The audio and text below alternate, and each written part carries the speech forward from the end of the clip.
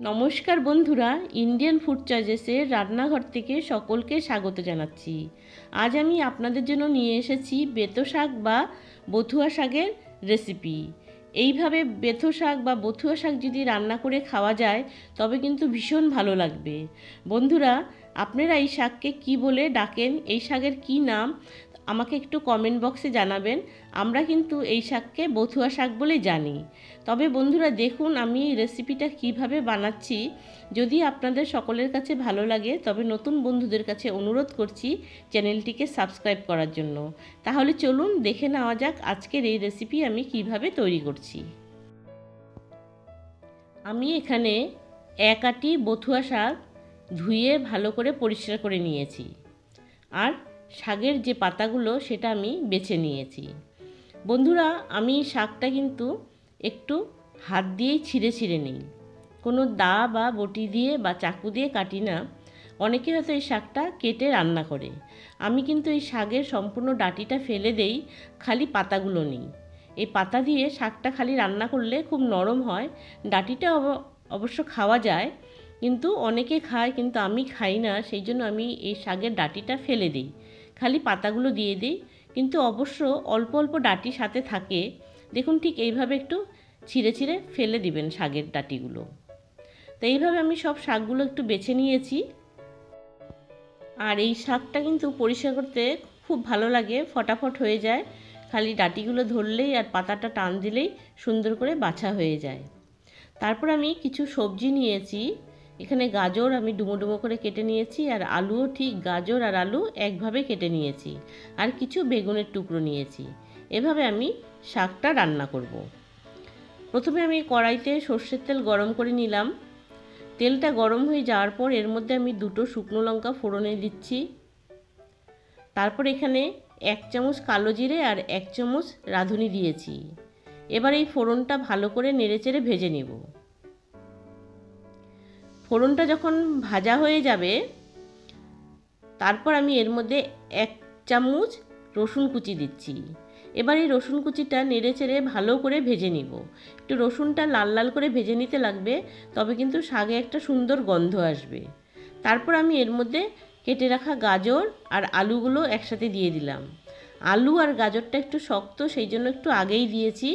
দিয়ে এবার নেড়েচেড়ে ভেজে নিব।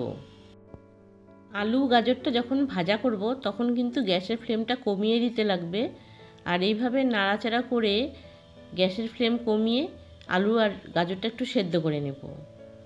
দেখুন মোটামুটি আলু গাজরটা ভাজা হয়ে গেছে।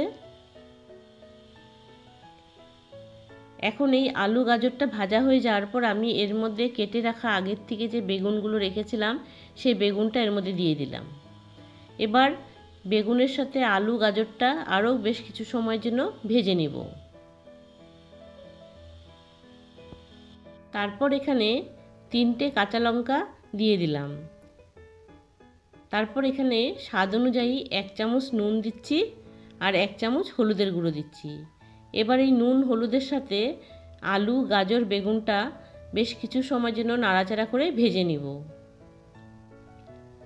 আর বেগুনটা কিন্তু ভালো করে ভেজে নিতে লাগবে। মোটামুটি এখন সব সবজিগুলো ভাজা হয়ে গেছে। দেখুন এখানে কিন্তু সবজিগুলো মোটামুটি ভাজা হয়ে গেছে। তারপর আমি আগের থেকে যে বথুয়া শাক কেটে রেখেছিলাম, সেই পরিষ্কার করে রেখেছিলাম, সেই শাকটা এর মধ্যে দিয়ে দিচ্ছি। শাকটা দিয়ে এই আলু গাজর বেগুনের সাথে নাড়াচাড়া করে দিচ্ছি, একটু মিশিয়ে দিচ্ছি। এবার শাকটা সবজির সাথে ভালো করে মিশে গেছে, আর শাকের থেকে কিন্তু একটু জল বেরিয়ে এসছে। এখন আমি একটা ঢাকনা দিয়ে মোটামুটি 5 মিনিটের জন্য ঢেকে দিব। 5 মিনিট পর ঢাকনাটা তুলে নিচ্ছি। দেখুন শাকের থেকে কত জল বেরিয়ে এসছে। এই জলটা কিন্তু সম্পূর্ণ শুকিয়ে নিয়ে শাকটা ভালো করে ভেজে নিতে লাগবে। আর এই জলটা যে শাকের থেকে বেরিয়েছে তাতে কিন্তু আলু আর গাজরটা সেদ্ধ হয়ে গেছে।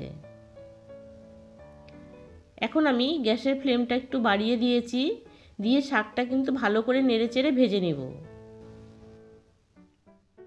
এখন কিন্তু শাকের জলটা একটু কমে এসছে।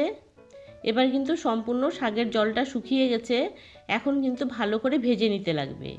এই শাকটা কিন্তু যত ভালো করে ভাজা করব তত কিন্তু খেতে ভালো লাগবে।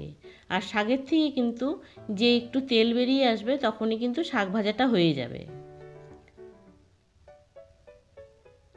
দেখুন শাকটা কিন্তু ভাজা হয়ে গেছে। এরকম একটু মাখো মাখো হবে। এই রকম শাক দিয়ে কিন্তু গরম গরম ভাত খেতেও ভালো লাগবে বা রুটির সাথেও খেতে ভালো লাগবে। তা আশা করছি আমার এই বেথো শাকের রেসিপিটা আপনাদের ভালো লেগেছে। তো যদি ভালো লাগে তবে নতুন বন্ধুদের কাছে অনুরোধ করছি চ্যানেলটিকে সাবস্ক্রাইব করার জন্য। আজ তবে এখানেই রাখছি, আরেক কোনো নতুন রেসিপি নিয়ে আপনাদের কাছে আসব। আপনারা ভালো থাকুন, সুস্থ থাকুন। ধন্যবাদ বন্ধুরা এই সম্পূর্ণ ভিডিওটা দেখার জন্য। আবারও বলছি বন্ধুরা, আপনারা এই বেথো শাককে কী নামে ডাকেন? আমি কিন্তু এই শাককে বথুয়া শাক বলেই জানি। তা আপনারা কী নামে ডাকেন সেই শাকের নামটা একটু আমাকে কমেন্ট বক্সে জানাবেন। ধন্যবাদ বন্ধুরা।